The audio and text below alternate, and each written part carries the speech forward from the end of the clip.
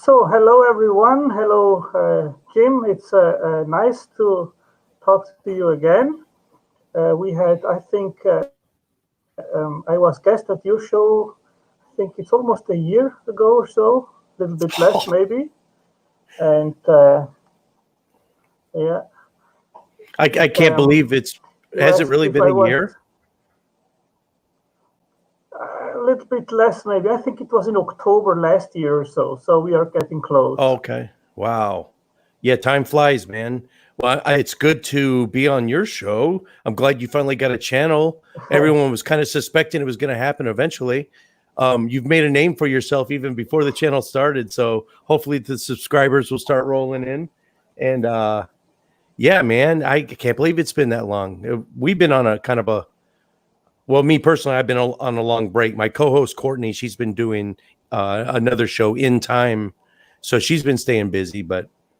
And we haven't recorded anything since before the virus hit, and we had a nice big backlog. We had a lot of videos in the can to put out, but as of today, we only have like one more video, and then we're gonna have to start recording, or our show is gonna go stagnant. I see. I see. Yeah. Well, my activism before I started to call in at Talk Heathens, it was in February last year or so. Before that, I was just using Facebook and especially forums, internet forums, to have a dialogue with atheists. And then I called in last year several times until they got upset with me for some reasons and blocked me. And yeah, I remember it. And I think we titled the show that you were on when you came on our show, banned from 5 different atheist shows in Austin. Yes. So you're pretty much on the blacklist on every show that Austin puts out. But I will speak in your defense, and then I will speak in their defense. In your defense, I consider you intellectually honest. In our last chat, we both made concessions. I agreed you were right, and the time in particular you agreed I was right was on the second premise of the Kalam. So you are willing to admit when you're wrong. I am as well, and I value that. But in the defense of the shows down in Austin, I can see why. Now they have every right in the world to ban whoever they want. A and B. When you call into the show, I think that they feel like you just hit the same talking point. I know saying one trick pony, that's kind of a pejorative. That's like a put down. So I don't want to say one trick pony, but you come with the same issue every time, and they feel like it's been beaten to death. I think that's where they're coming from. Yeah. Yeah, I don't maybe. know. I don't know. They didn't ever give actually a true reason, because they just said, well, don't call in anymore, and that's it. But I think each time that I called in, it was a different topic, actually. It wasn't always the same. But my focus is really the teleological argument, the argument from design, because my background is design, I'm a machine designer. So that's what I focus in. And of course, I will talk about what I actually study and understand, and not about things that are off my head or which I'm not familiar with. So, but I actually think that Matt never had any interest to have a real dialogue with me. He always, when I called him, he did hang up on me. And I actually called last Sunday to the Line, that's another channel, where he was hosting. And when he saw me commenting at the chat, he said, well, you can call in. And I did. But my wife was making some background noise, and I told her to close the door. And then he said that I was interrupting him, and immediately he did hang up on me. And I mean, he does interrupt the callers all the time. So he should have had a little bit more tolerance, And but I think that he is actually afraid, because he has no good argument to refute what I think is a stronghold of arguments in favor of theism. and that is an argument which I developed, which is the factory maker argument. It's an advanced argument of the watchmaker argument, basically. And I don't think that any atheist has a good refutation to that argument, especially because it doesn't address evolution, but abiogenesis, where you do not have mechanisms of evolution to explain the origin of the first life. So when you have just chance as an alternative, it becomes very difficult to defend a materialistic view.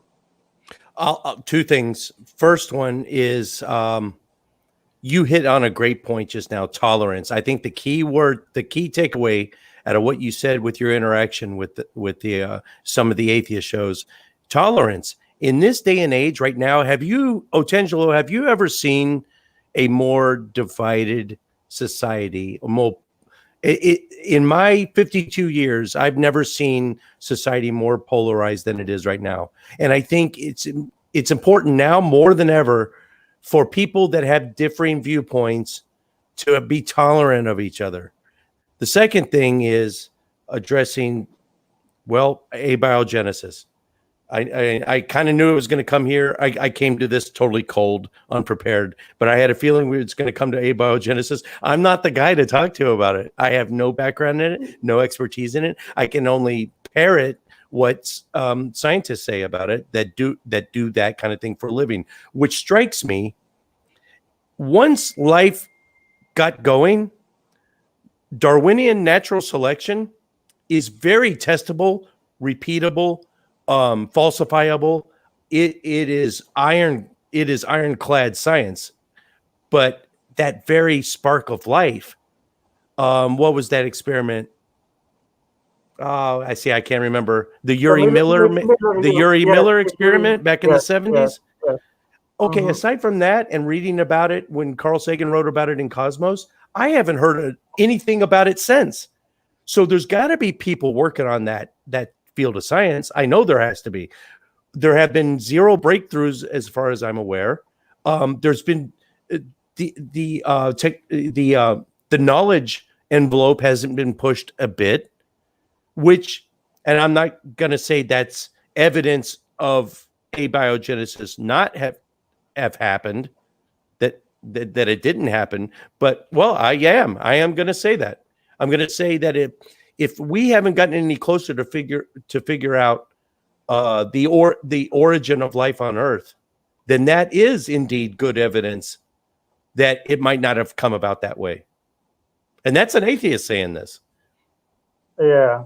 Well, first of all, I don't wanna take advantage of the fact that you are not familiar with abiogenesis. I didn't mention it because I want to bombard you with information and try to convince you because of that. That's not my intention. We agreed to have a chat, and I think you were very friendly at my first interaction with you.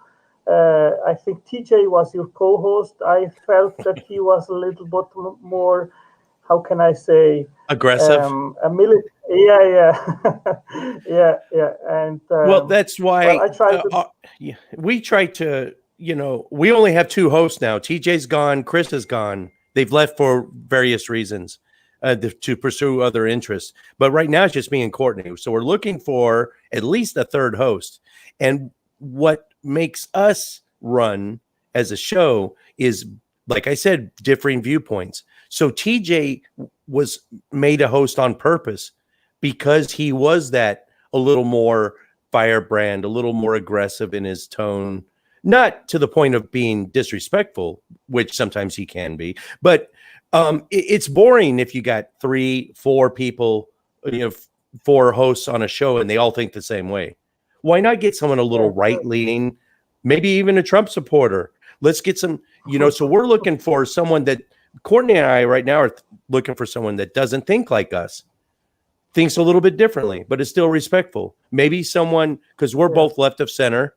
So maybe someone right of center, maybe someone with a little darker skin tone, maybe someone LGBT that can bring that to bear, in a conversation. So that's what we're looking for.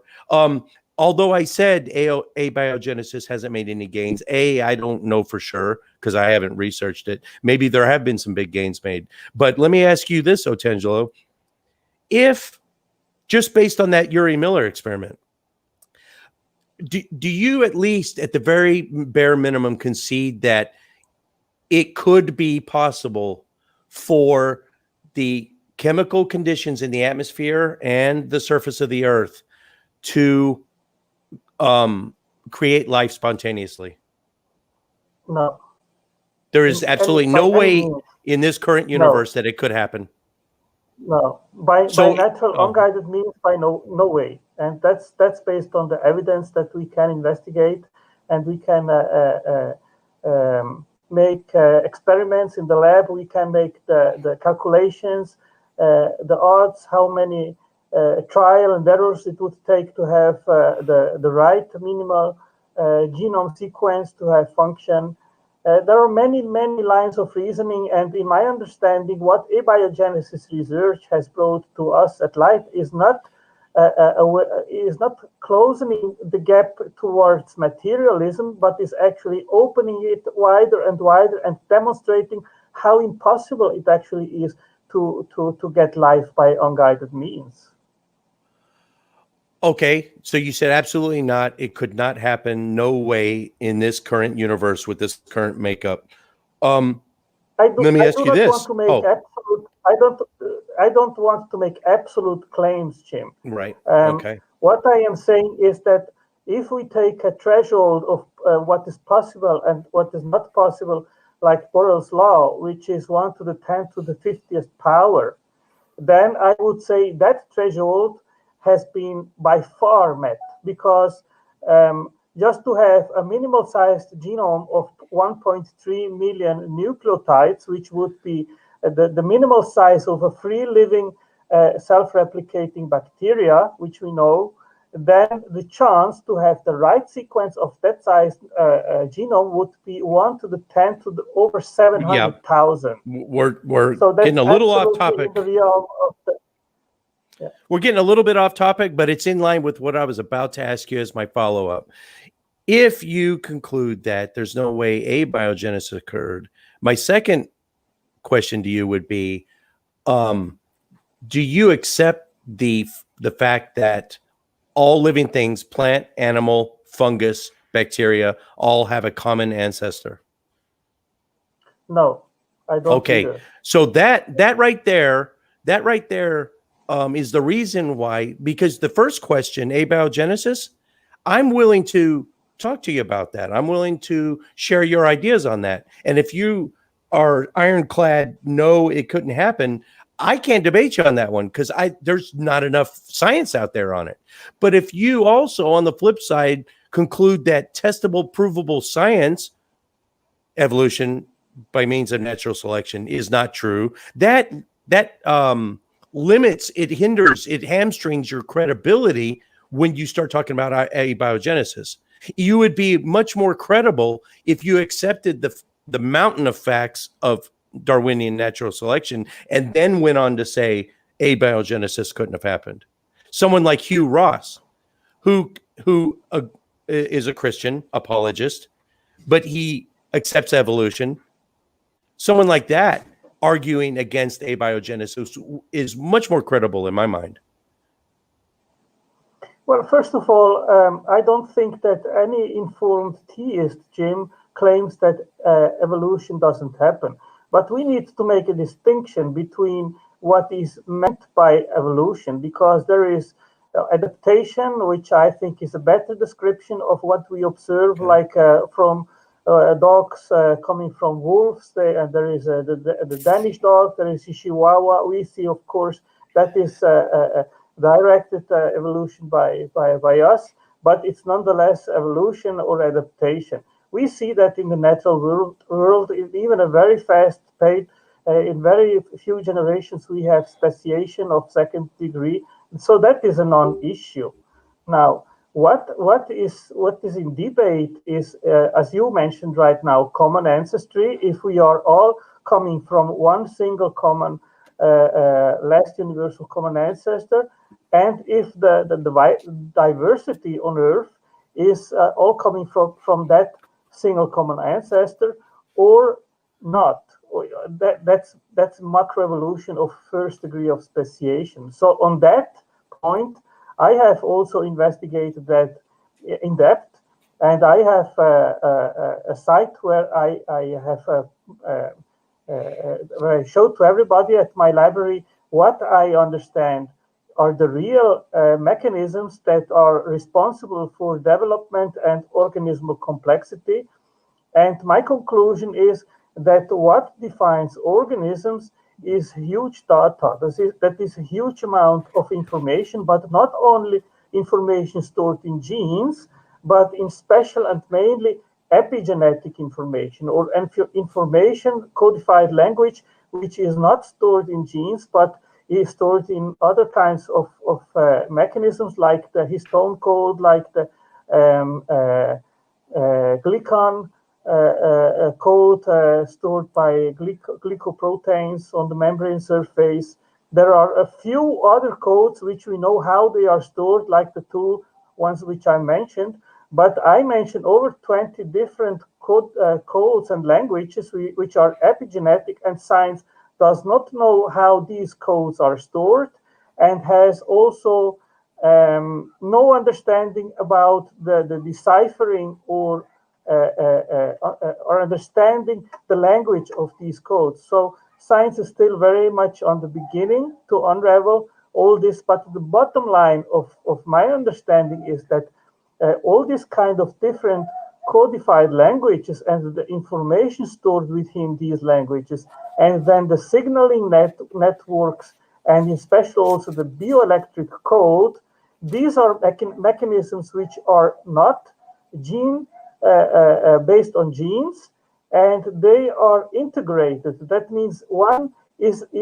interacting with other codes, and they react on various influences from the external, from the outside of the organism, and then they use logic gates in the gene regulatory networks.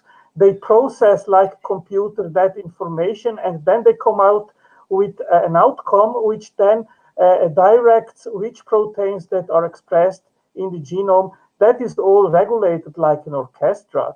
And Davidson has very much pioneered that kind of scientific investigation of gene regulatory networks. He began in the 70s, and he said that the gene regulatory network does not permit much variation, and if it is mutated, then the whole regulation breaks down. So that is indication that organisms, they were built at the beginning individually based on each of their kinds, and then speciated.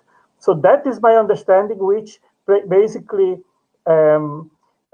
substitutes evolution by mutations, natural selection, drift, and gene flow. Otangelo, are you familiar with the term Gish-Gallop? And I don't mean this in a disrespectful way, but do you know the term Gish-Gallop? Yeah, of course. Well, Okay, I just gave you a quick overview about how I understand the current situation. I hope you don't take any disrespect from that. I just feel like you hit me with a shotgun blast to the face of information, and so I wrote down 5 things to respond to, but I'm just going to take them one at a time. And then if we just, I don't know if we can, maybe like little bite-sized chunks, and then a response, maybe like that, instead of now I've got to answer 5 things. So I'm just going to Gish-Gallop in return. So I'm saying it up front. Dogs are not a one topic or the other. You can pick up one issue or the other, no problem. If I don't write them down, I'll forget them. So I have to write them down. That's why I would be no good in a formal debate. I would be crap. I would not be good at all, because I would need to write it down. And when you're writing down, you're not listening. You're not giving them your undivided attention. So I want to be able to listen to what you're saying without having to write it down. So yeah. So dogs are not the best example, as far as the unexpert opinion, are not the best example of Darwinian natural. In fact, it's not natural. Dogs are not the result of natural selection. They're the result of artificial selection. So right there, they're not a great example.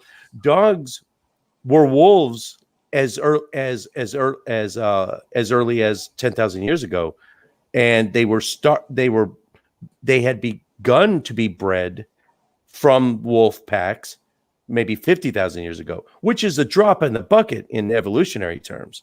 So I don't know if that's the greatest example. And now that leads me to speciation of second degree and first degree. I'm going to ask you I'll ask you after I'm done to just describe, what do you mean by speciation of first degree, second degree?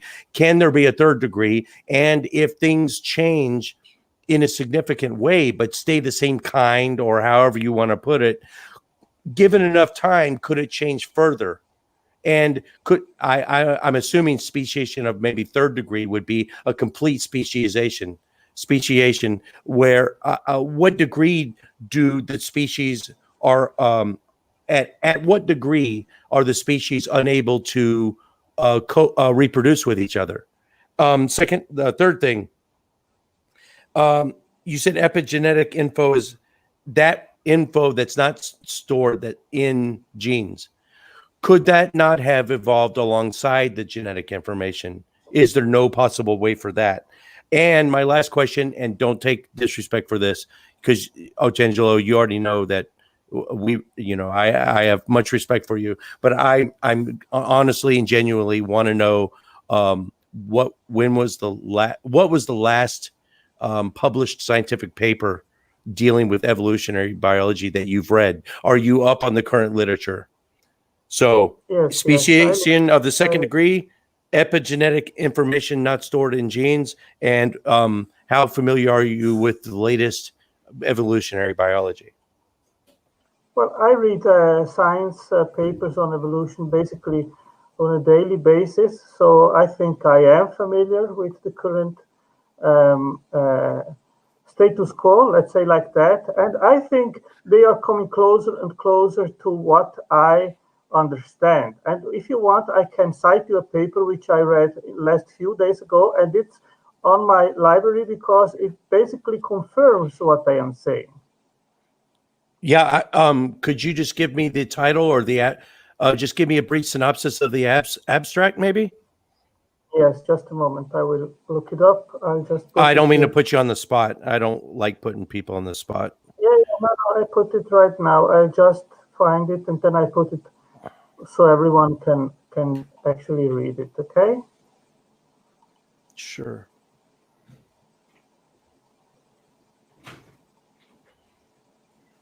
Oh, while we're waiting, I can plug my show maybe. Atheist Edge, just Google it. We're on YouTube, Facebook, Twitter, Twitcher, iTunes, FM Player, Instagram. We just lost Chris recently, went off to do some other projects. So it's just Courtney and I now.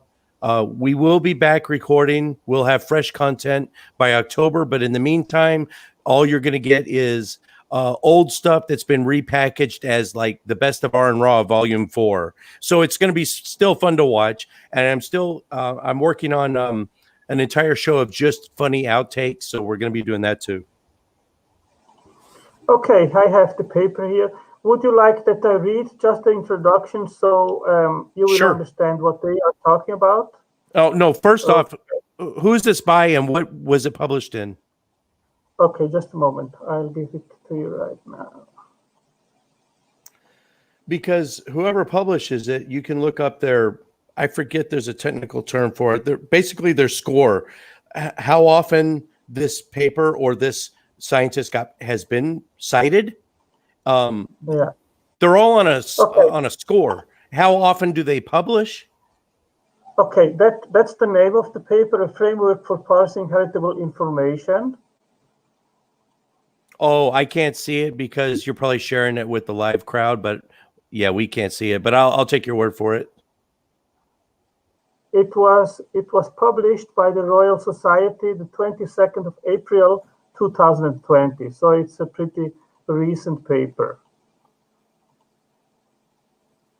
I can also I will share it with you also on the private chat, so you can open it, and then we can actually read it together. Excellent.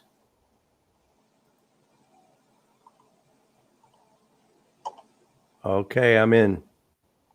Are you in? Okay. Yes. I will read you the relevant part of the paper, okay?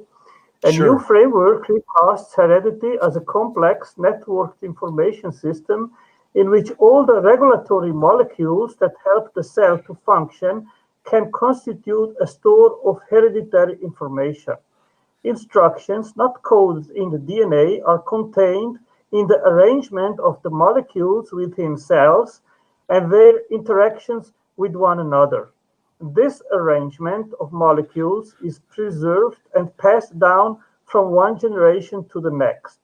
Framework recasts inheritance as the combined effects of three components: entities, sensors, and properties. Sensors are specific entities that interact with and respond to other entities or to their environment. Sensors respond to certain properties, such as the arrangement of a molecule, its concentration in the cell, or its proximity to another molecule. Together, entities, sensors, and properties enable a living organism to sense or know things about itself and its environment. Some of this knowledge is used along with the genome in every generation to build an organism. Scientists don't currently have methods to measure some of these things, so this work points to potentially important new avenues for research. The complexity, I don't know which paragraph I'm on. It's at the bottom of the introductory paragraph.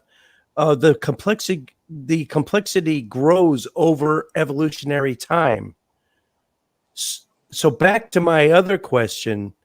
Well, first off, can you explain to me what you mean? Because I don't know. Speciation of this first, second degree, or more. Yes, primary speciation is the splitting of one species into two, usually resulting from natural selection favoring different gene complexes in geographically isolated populations. And secondary speciation, yeah. Go ahead. And secondary speciation is the fusion through hybridization of two species that were formerly geographically isolated, followed by the establishment of a new adaptive form. Would you like me to break down what I understand by this? I think I got it. So is there a third order of speciation, or is it just those two?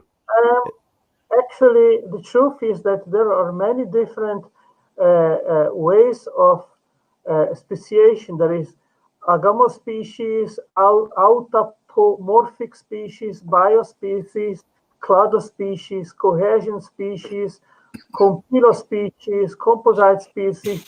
There are in total 26 different terms for speciation. I can put the link to you so you can look it up afterwards. Okay. Okay. I will put it for the public, and then I put it for you in the private chat too, so you can have a look. So this paper, sure. I'm still kind of digesting this paper though. Sorry, I got a frog in my throat. Let's see. What? Okay, it seems to you're sounding a lot like an evolutionary biologist right now. So I want to pinpoint where we disagree. So right now, if it feels like we're agreeing with each other, can an extinct a species that is now extinct, could it have speciated, right, and then gone extinct, and then those two new species have continued to speciate to the point where morphology is completely different? Maybe one's in the water and one's on land, and there's absolutely no way of procreating. Could that be a possibility? That is the distinction which I make between first degree and second degree speciation. I think that there is a threshold which is very difficult to make a delineation. I think that evolutionary biologists, they have a problem to draw a line between one species and the other when one is a distinct one from another. But I think in more colloquial terms, the problem that I see is the generation of completely new body plans. And that means the origin of legs, of eyes, of ears, of wings, that kind of complex new features is a problem to come by evolution. And I think there is where an integrated view is necessary, where many different mechanisms work in a joint venture together to build these kind of complex structures. And that is a problem which I think is not explainable by evolutionary mechanisms. Two things. Are you not to put you on the spot again, but I'm relatively certain you're aware of the species known as Tiktaalik. Have you? Yes. Okay. So the story behind that is these scientists, based on maybe a dozen fields of study, concluded that there would be a species that looks a certain way and could be found in a certain specific location. And they tried 6 times before they finally found 6 different expeditions to, I think it was Canada. And they finally, after 6 or maybe 7 tries, found exactly what they were. So it was completely predictable. And it was, it looked more or less exactly like they had thought it was going to, as they predicted. And this was the lobe fin. So what I'm saying, which leads me to my next question, is if there can be from fin to lobe fin to legs, couldn't there be from, and I'm sure you heard of this too, and here's my second question, the Dover, Pennsylvania trial, there's like 2 documentaries on it, and the arguments for and against the evolution of the eye and the wing that you just previously discussed, the intermediary benefits. Do you concede that there are intermediary benefits between a light sensitive cell to a fully functioning eye, or a growth under the arm that can allow you to glide all the way to a fully functional wing? Well, first of all, Jim, I did write an article for Revolution News of the Discovery Institute, exactly in regards of the evolution of the eye. And I think when they start their narrative in regards of evolution of the eye, they start with an eye spot. That is the first step. And from there, they show a gradual evolutionary development of the eye. And I took the eye spot and then started to investigate the complexity of the eye spot itself. And the eye spot is an extremely complex structure, which needs over 740 proteins. Now, the main protein which actually receives light is rhodopsin. And rhodopsin is a protein which is constituted by opsin and by retinal. These are 2 separate parts, and they work in a joint venture together. And they must, the retinal must be very precisely put inside of the pocket of the opsin. And if it is not of the exact correct size, then the rhodopsin molecule doesn't work. It doesn't make a conformational change, which then gives a signal transduction to actually give a signal which then is sent either to the flagella if it's a eye spot, or to the brain if it is a more complex organism. So the problem starts right there. And the problem is really enormous, because rhodopsin is an extremely complex protein which is made of 7 transmembrane helices, and they are of a very, very precise narrow order. And if that is not correct, then it doesn't work. So I am giving you just an overview in regards of that problem. But this is also an example of irreducible complexity, where if you don't have either retinal or opsin, you don't have eyesight. You are unable, the protein is unable to capture photons and transmit them and give a signal. Three things. You're not gish galloping as bad as you were before, but you're still doing it. I'm just messing with you. So you started at I spot, which I agree with you, and I can see that that is very complex structure, but you started too late. There are that's not the starting point of the eye. We can go back even further. Now, the first question, well, I'm just going to hit you with all three, and you can respond to whichever one you want.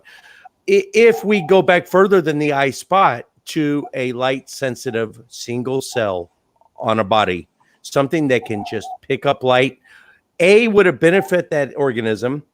B, could it have happened through any type of mutation, environmental, UV radiation? You know how mutation is the engine that drives evolution. So could it have been could a single light sensitive spot been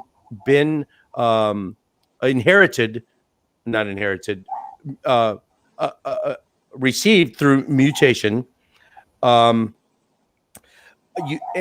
I'll point out also that the scientists say that the eye itself, the eye organ, has independently evolved 16 times at least on this planet. And the fact that they can show this, that it's independent evolution, it didn't rely on the other 15. That being able to pick up the electromagnetic spectrum between violet to red. I don't know how it goes, but you're picking up what we consider visible light. There is that adaptation is beneficial. So okay, I'm rambling.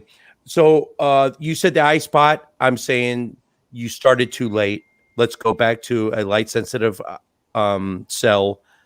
The eye itself has evolved at least 16 times on Earth. And the second thing is, one more thing. I'm sorry. If you're going to gish gallop, I'm going to gish gallop. If you hit me with one thing, I'll hit you with one thing. Now, like a guy like Hugh Ross. All right, go ahead. Just let me correct you, please. The single cell is already far more complex than the eye spot. The eye spot is actually a part of even a single cell. Like Chlamydomonas is an algae which has an eye spot. Okay, so but the core protein of the eye spot is the rhodopsin. That is actually the protein which captures the light. Okay, I understand now. All right. I am starting at the very basic, at the bottom of everything, which is rhodopsin. That is the core protein which requires an explanation how it came to be. Okay, I stand corrected.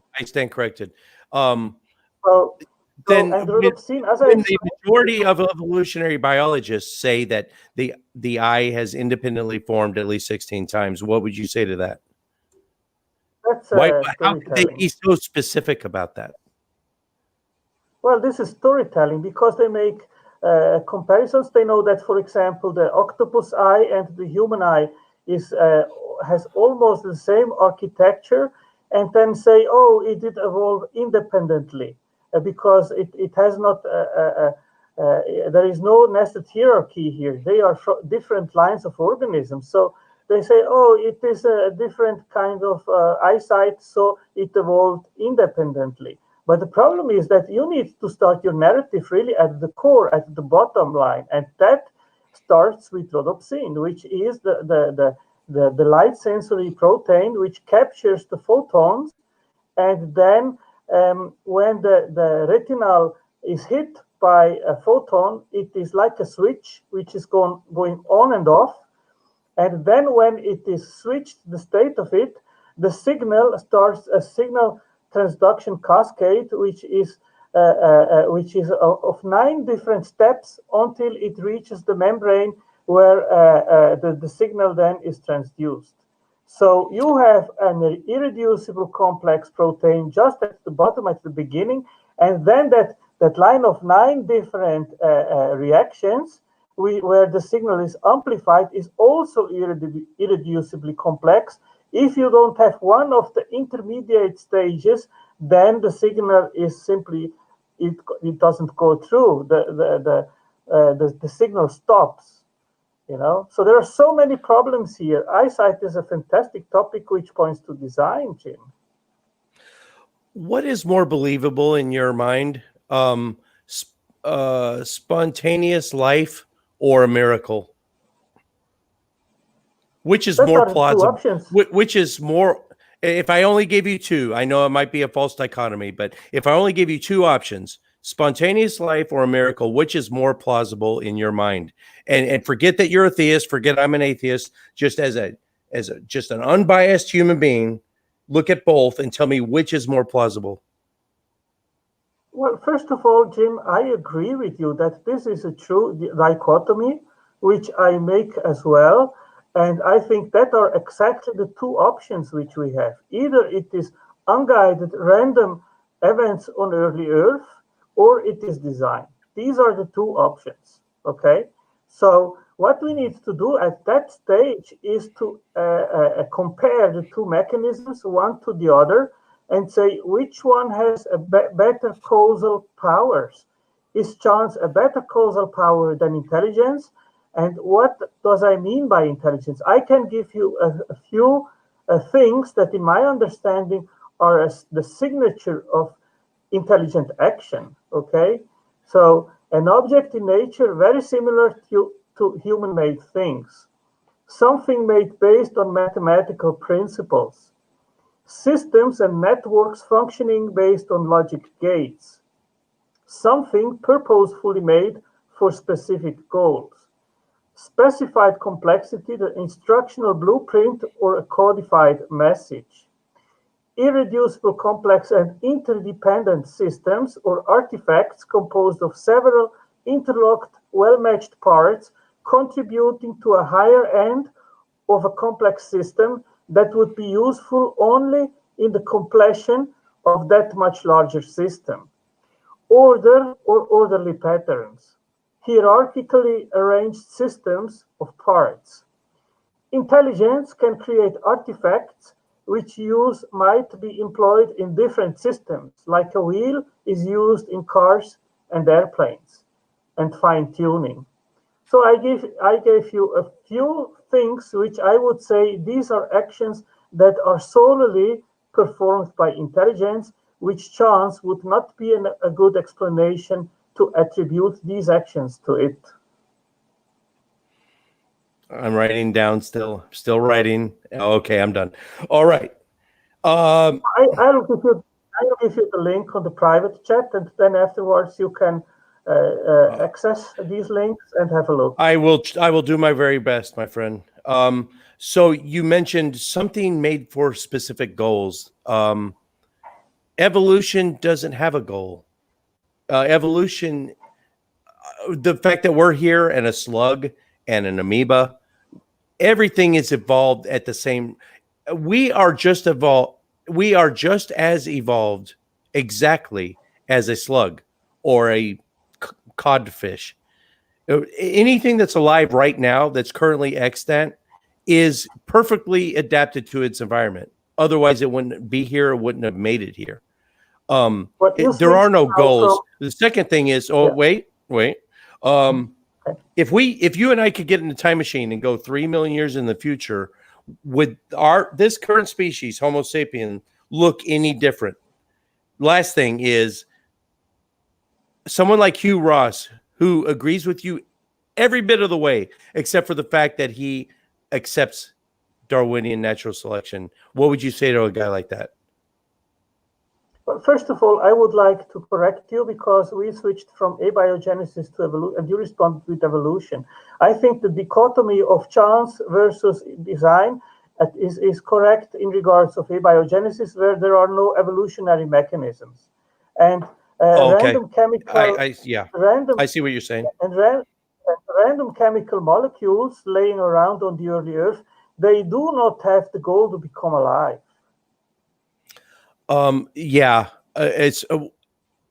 Well, see, we are flipping back and forth between abiogenesis and Because natural selection. because you asked me about if I Yeah, would agree with the dichotomy between chance and yeah. design, Sorry about and that. I agreed with you, and then you started to talk about Yeah, evolution, but you're right. evolution is not chance. So I agree in regards of abiogenesis, and then I would say you have to compare the mechanism of design, which has goal-oriented actions, and chance, which would act upon molecules laying around on the early Earth, and these do not have a goal. Right. Okay, so we agree. When you said goal oriented, that brought me back to natural selection. But with abiogenesis, with either of them, there is no goal in a naturalistic worldview. But There is no goal. in regards of evolution, there are, of course, mechanisms like natural selection, which is not merely chance. That's why I said, since you brought up the dichotomy chance and design, Okay. which one is the more capable mechanism? So I was referring, or thought you were referring to abiogenesis, where there is no Yeah. evolution. Okay, I understand now. Yeah, that was my fault. But We've been I think we've been toggling between the two. So with abiogenesis, see, that is such.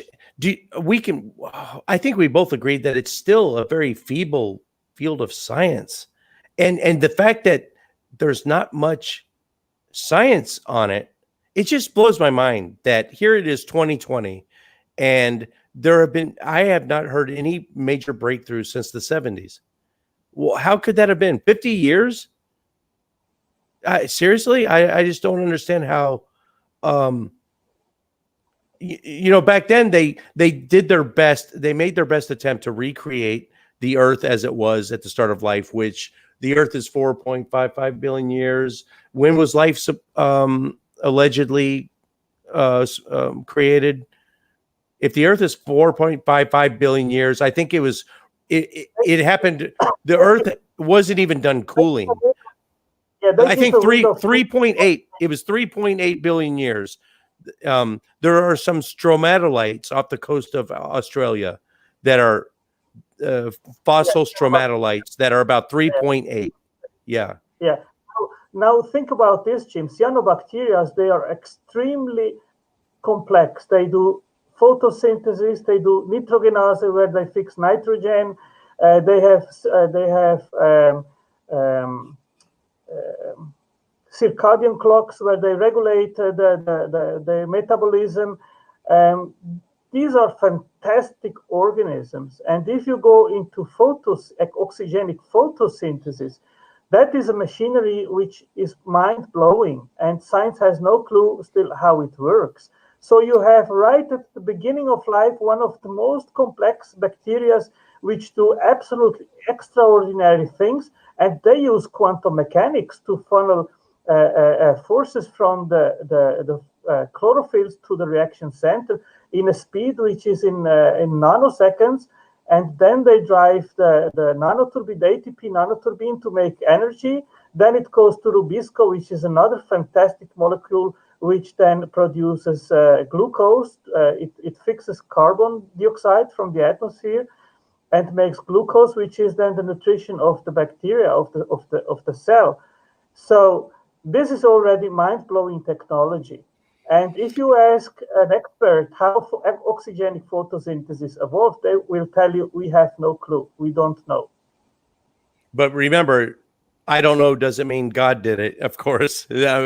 But yeah, you are absolutely right. If a similar study, a more advanced study, were to happen tomorrow, and it did its best to recreate the conditions 3.8 billion years ago on Earth, the atmospheric and the ground level, and it did produce a primitive, say, bacteria. Would that be some evidence for abiogenesis, or would you contest that? Well, first of all, you said that we have yet the science 2020 has still no clues. It hasn't gone forward in 50 years. It's hypothetical, Otangelo, just hypothetical. But I want to explain you this. It's not because scientific experiments or investigations have not been made during these 50 years. The fact is that rather than coming closer to explain how life could have come from non-life by natural means, the gap is becoming greater and greater because it is unraveled how complex it actually is to make life. So it's uncanny how, I mean, if I didn't have Christian friends, if I got rid of all my Christian friends, I would only have maybe 36 friends. So most of my friends are Christians, and it's uncanny how many of them cannot entertain a hypothetical. I'm just going to ask you again. In a hypothetical situation, a primitive form of life is created in a laboratory under the chemical conditions of the early Earth. What would that do? How would that change what you're thinking right now? it would change nothing, Jim, because that would be intelligent designed cells in the lab. Okay, I see where you're going. All right, fair enough. Yeah, that's true. Okay.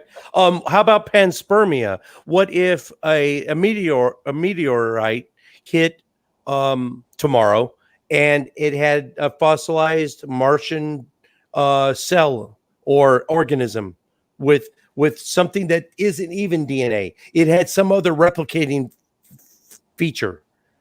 What would that do? Well, the problem is that the right element is carbon to have complex structures. They Okay, try to forget Mars. Let's say it came from Pluto, not Mars, and it's not even a carbon-based life form. It's a primitive silicon-based life form that can live in massive sub-zero temperatures. And it doesn't have DNA as, I know I'm getting way hypothetical on you, but let's say it's silicon-based and it doesn't use DNA to replicate, and it landed to Earth tomorrow. Would that change everything?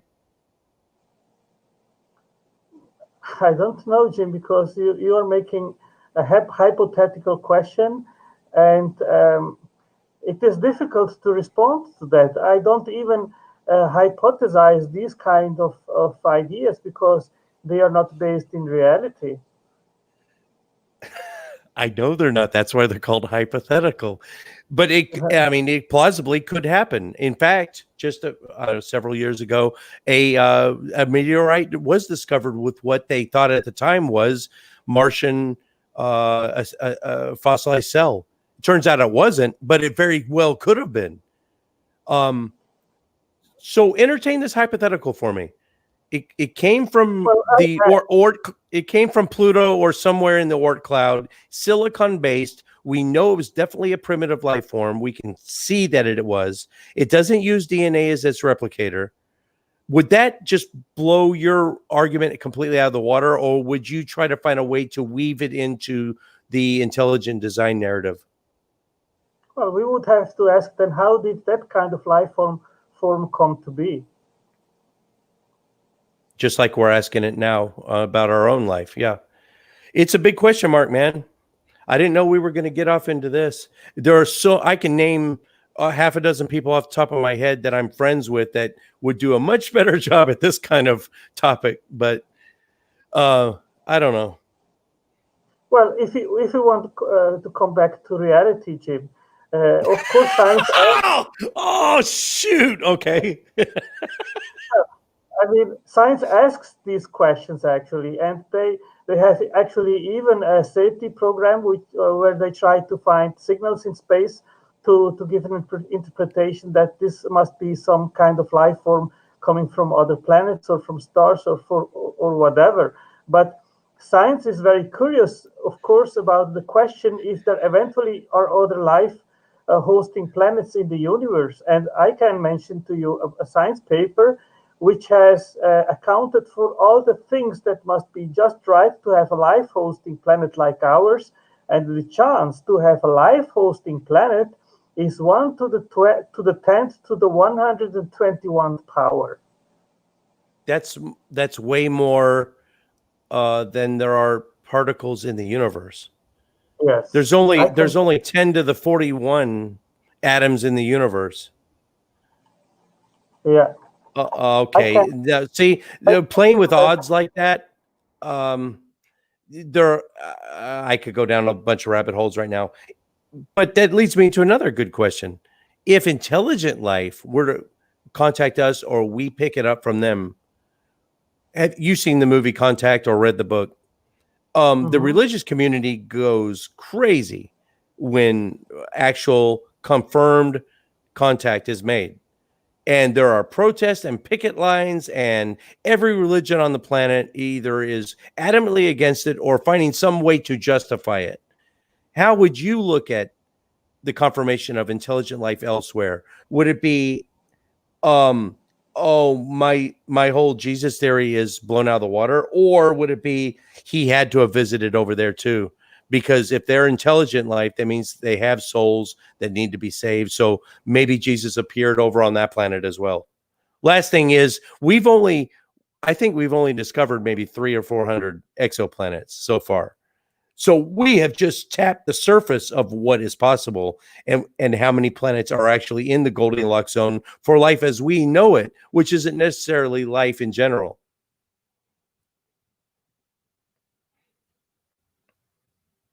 Did you freeze up?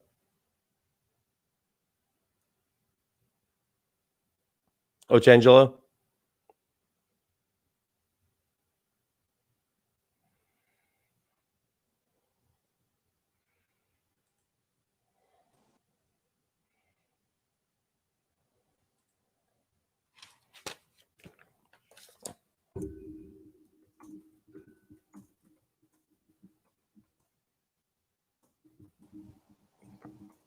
Sorry, my battery went down. Oh, that was you. I was hoping it was not me. Did you catch any of that? Did you catch? Yeah, you were asking if we would find life from other planets, how that would affect my faith. Yeah. Is that correct? I have to make an emergency restroom break. I'm going to let you just Okay, I'll wait here. do your monologue. Okay. No problem.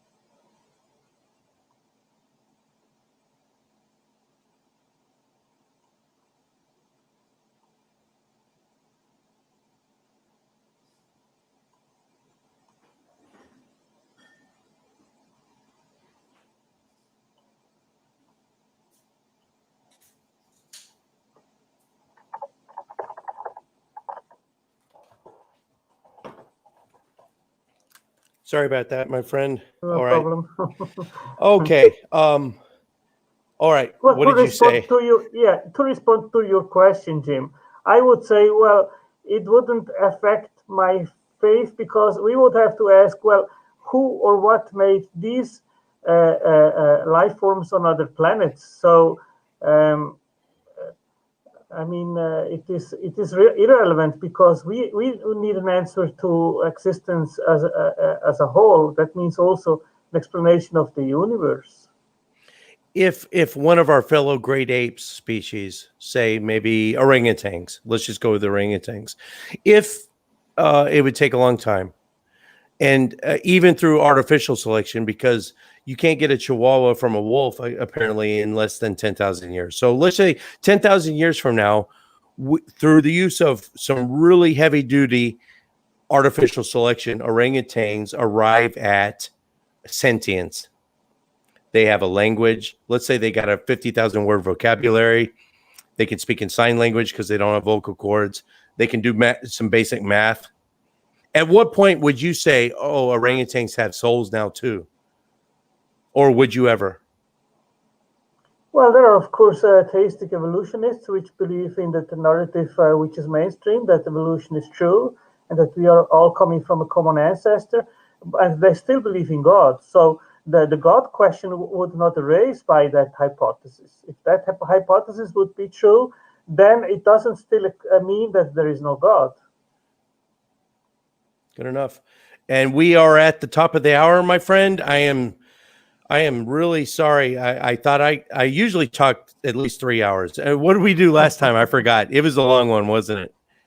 We did a long show. I don't remember exactly how long it was. But, I'm used to 3 hours are nothing to me, except that I have a job that's 7 days a week now. It's a temporary job just until the end of October, but it's working for the Census Bureau. And so I've got 19 people I got to keep track of that are out in the field knocking on doors right now. I hate to cut it short though, but I'm glad that I was able to come on your show as one of your first guests. And I wish you a lot of luck in the future. And remind me after this, hit me up a little private text just to remind me. And I'll market your channel.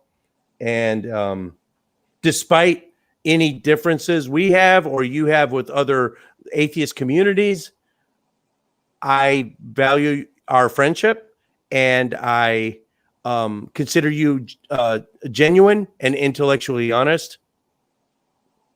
Yeah. Thank you. Yeah, thank you, Jim. It was a pleasure again to talk to you a second time. I appreciate if you can make some little propaganda of my channel, and I will. I'll be always happy to have a respectful dialogue with atheists. And I invited Aaron Ra to debate me. He didn't accept my invitation. My call-ins to Matt Dillahunty are always very short because he does hang up, and I don't know what exactly the reason is, but I told him I have no problem to have a formal debate with him if he would accept that. But anyone of the atheist community, which is an exponent of propagation and so forth, and has channels and so on, I am absolutely open and not afraid to debate anyone that is willing to do so. And so the invitation is up there. The studio session that we had planned for the 5th of September, it got canceled, but Aaron was scheduled to come there into our studio. So when we reschedule in October, hopefully he'll show up and maybe we can talk him into doing something. Well, I will certainly have as much respect in a dialogue with him like with anyone else. We can disagree on our views. That's normal. But as long as there is mutual respect, he has called me a liar several times. He says that I am not portraying his views in a correct manner. He claims that his worldview is not based on faith, and I showed him that as soon as you reject the theistic worldview, then you will automatically have to stick to a worldview which also is based on a series of things that only can be accepted by faith. And he only thinks that faith is a negative term which is only applicable to theists. And I think that the materialistic worldview is also based on faith. That is the faith that material world is all there is, and we cannot prove that either. So I will concede something to you. The fact that it seems to me that the science is so slim on abiogenesis, the fact that I gravitate to it is in some small part based on faith. I will concede that. Although it hurts me to say that because I don't want to use faith in the Hebrews 11:1 version, which things unseen, I want things tested. So I am tentatively siding with abiogenesis, but if new evidence points, like you said, if the gap keeps growing away from it, like you said, if that turns out to be true, I'll be forced to abandon that theory. Well, you just made an implicit admittance that actually I had a debate last week with Snake is always right. It's a young guy on abiogenesis, and then he said literally, we don't have an explanation yet, but I am confident that in the future science will find an explanation, And then I said to him, well, that is a material of the gaps. You're using faith that science in the future will find a natural explanation. So how can Aaron Ra say to me that my claim that his view is based on faith is not true, and that I am lying about him? So I hate the word faith, but in this context, a certain amount has to be applied to abiogenesis, until which time we can make the field of study more robust. So I agree with you.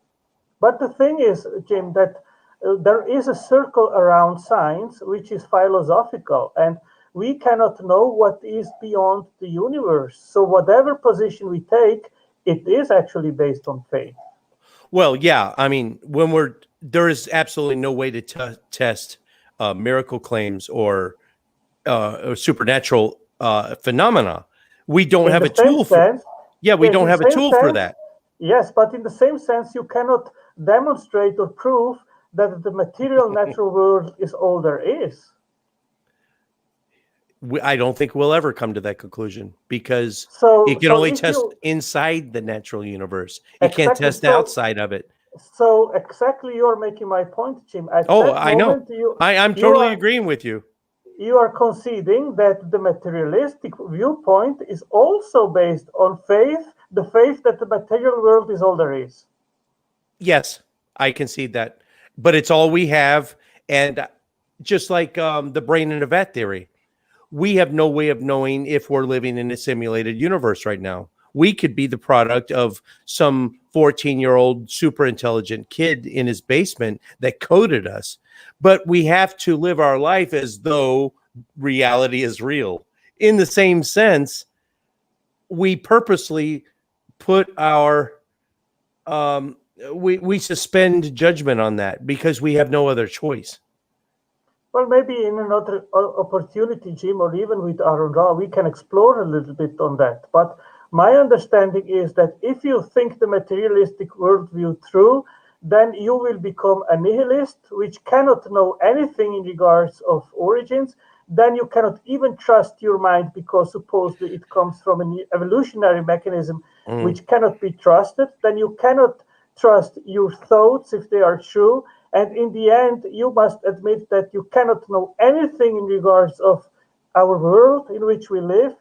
And if you go that through, consequently, the result will be dementia.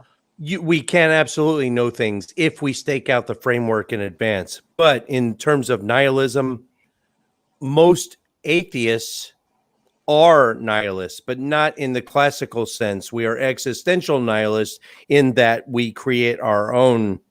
But this is an entirely different topic, and I'm trying to get out of here. But yeah, it has been really great talking to you. Okay, Jim, once again, thank you very much for showing up, and let's set up something else in the future. Absolutely, and man. Keep that dialogue, okay? Oh, All yes, right, bye-bye. Thank you. Bye-bye. Take care.